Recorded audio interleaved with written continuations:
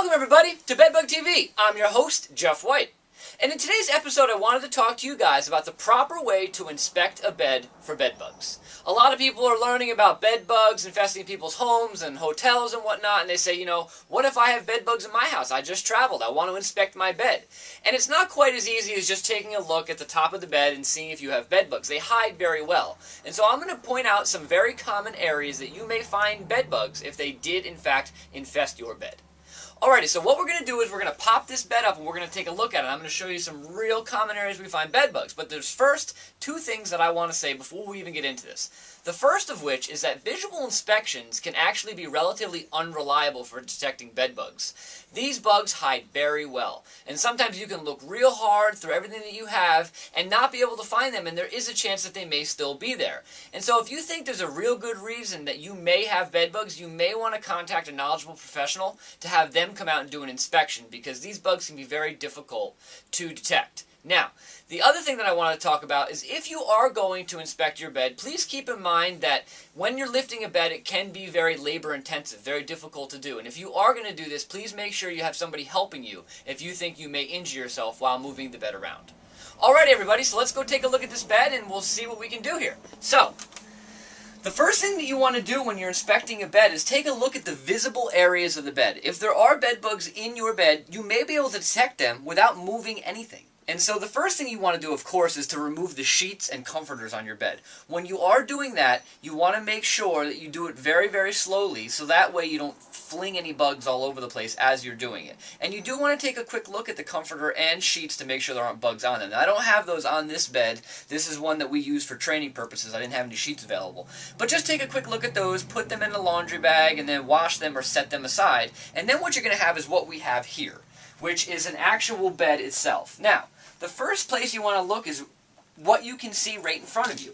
And so these bugs are typically going to sit along seams and edges. And so this ribbing that goes around the surface of the mattress is actually a very common area that you may find bed bugs. And so you want to take a look all the way around the surface and see if the bugs are sitting right along this ribbing. Also, in the corners where the ribbing folds over is a very common area you may find bed bugs. You can see that that tip tends to fold over and the bugs will get right up inside of that. So you may want to take a look in this area. Now, the last place you can look at is this label right here. This label provides a lot of nice little holes and edges that the bugs may sit in.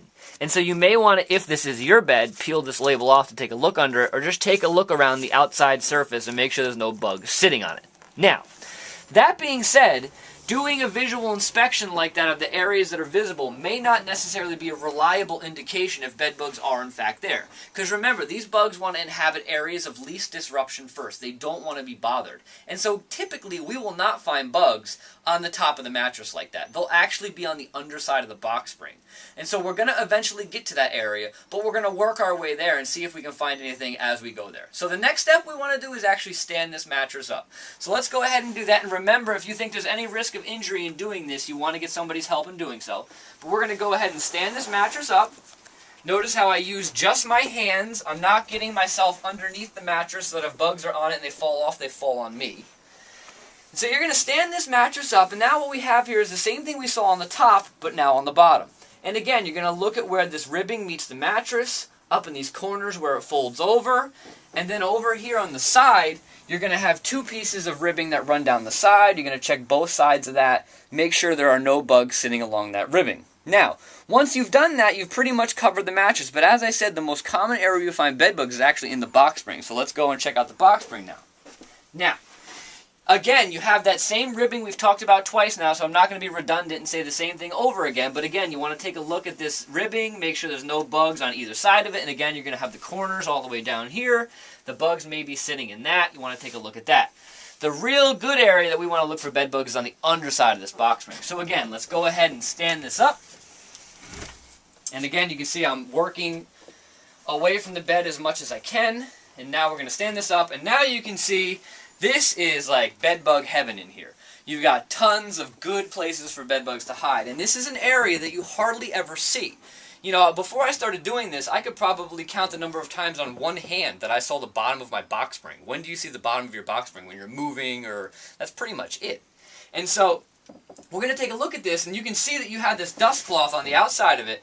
And where these bugs will typically sit is where this dust cloth is actually stapled right into the framework of the box spring. You can see here there was a staple that was already pulled away that the bugs will actually sit right on that staple.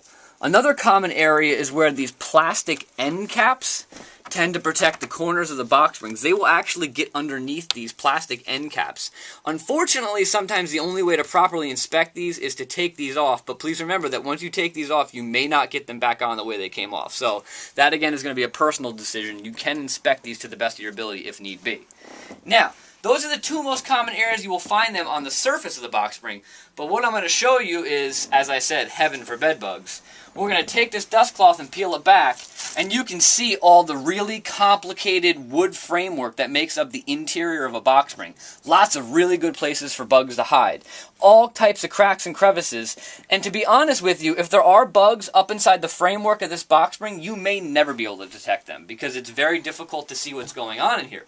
But again, you're going to do the best of your ability. You're going to take a look, see what you find. Remember though, once you start to disattach this from the box spring, it may not go on the way it came off, so just be aware of that before you do this. And again, you're going to look for spotting and bugs and see if there's bugs there. Now, if you've gone through this and you found bugs, unfortunately you may have bed bugs and you may have to get a treatment done at this point. Now, if you've not found bugs yet and you still want to continue on, we can take a quick look at the bed frame. But again, the bed frame, especially these traditional metal bed frames, don't typically have bugs on them. So what we're going to do is the places you want to look on this metal bed frame are where the actual metal framework meets. You can see you have a gap right here, and here you can see we put felt on this bed frame, which I'll talk about in a second. But again, the bugs are typically going to sit right along where this framework meets. But again, this is not a common area that we find bugs. Just take a quick last look at it as you have it up. And so basically at this point, that's more or less the areas that you're going to look for in a bed if you do think it has bed bugs. Now, I want to go back to one quick thing, which is that box spring. Now, we're going to take another quick look at the box spring and say, you can see how complicated this box spring was to inspect. All this wood framework, really nasty area. One thing that you can consider, if you have, a box spring at your house and you're scared you may infest it at some point in the future through travel or whatever the case may be, here we have a box spring that's actually encased with a box spring encasement. You can see that this drastically simplifies that complex area and makes this very easy to inspect in the future. If a bug gets on this, it's really easy to see as opposed to that really complex box spring that I showed you before. So bed encasements are definitely something that you may want to consider if you think there's a chance that your bed may become infested in the future. And this is not meant to be an advertorial for Protect-A-Bed, but Protect-A-Bed encasements are the ones that we typically recommend. There are other good encasements out there, such as Mattress Safe is another good encasement that we commonly hear people working with. The bottom line is with encasements, you want to make sure you have research that backs their claims that it's effective to keep bugs out so bugs can't get into the encasement, and then if you do lock bugs in, they can't get back out of the encasement. You want to make sure they have research to back their claims.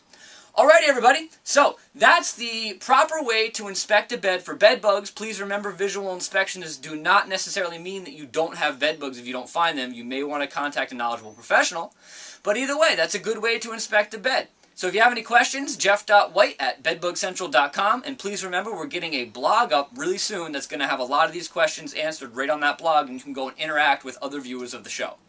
Alrighty everybody, I hope to see everybody soon enough.